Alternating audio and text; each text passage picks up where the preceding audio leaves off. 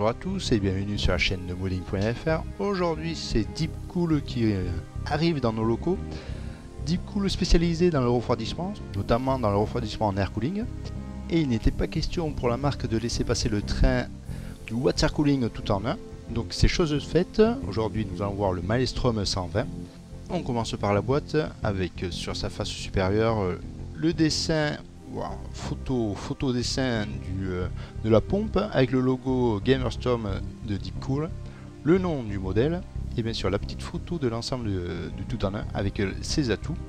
Sur l'un des côtés de la boîte, on retrouve la photo du water cooling en entier et sur le dos de la boîte, on retrouve les dimensions et la liste de compatibilité des sockets Intel et AMD. Voilà, on va ouvrir cette boîte. Enfin, si je trouve le sens, oui, c'est par là. Donc, je l'ouvre. On regarde ce qu'il y a un peu à l'intérieur. Donc, bonne petite protection, aussi polystyrène. Tout est empaqueté dans ce panier en carton. Tout est bien emballé. C'est correct. On passe sur le bundle. Alors, bien sûr, avec la notice d'utilisation, avec plusieurs schémas. C'est ma foi bien expliqué. Hein. On peut pas se tromper. Ensuite, nous avons les pads de fixation correspondant au socket AMD, les pads de fixation correspondant au socket Intel, la visserie pour mettre en place la backplate, une backplate commune aux deux sockets. D'un côté, nous avons la face Intel, de l'autre côté, nous avons la face AMD. Nous avons bien sûr les petites vis correspondant au socket 2011 et les vis permettant de fixer le radiateur et ou le ventilateur. Et bien sûr, le petit logo Gamerstorm de la gamme Deepcool.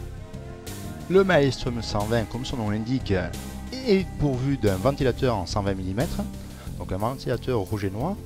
Particularité de ce ventilateur, c'est justement le cadre qui est tout en caoutchouc, hein, pas de plastique.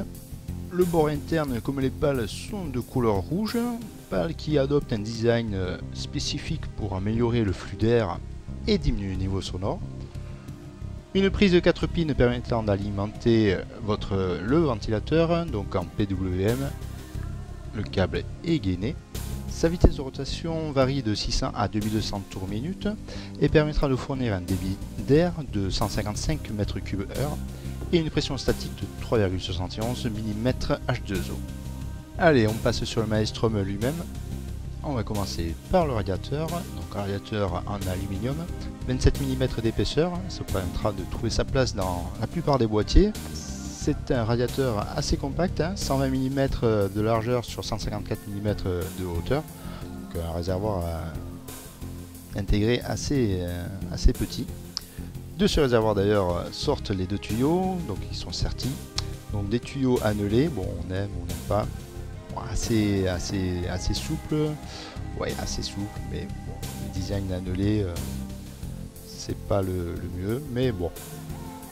Arrivé au niveau de la pompe, qu'est-ce qu'on a? On a le logo Gamerstorm qui pourra s'illuminer avec un effet respirant.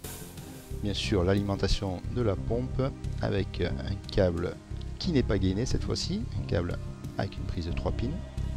Au niveau de l'arrivée des tuyaux qui se font sur des coudes 90 degrés, pourront bien sûr s'articuler au niveau de la pompe, s'articuler sur 45 degrés. La pompe en elle-même, elle fait 31 mm d'épaisseur. Le carénage est tout en plastique et la base est cuivrée. Deepcool fournit déjà la pâte thermique sur le dessus. Voilà.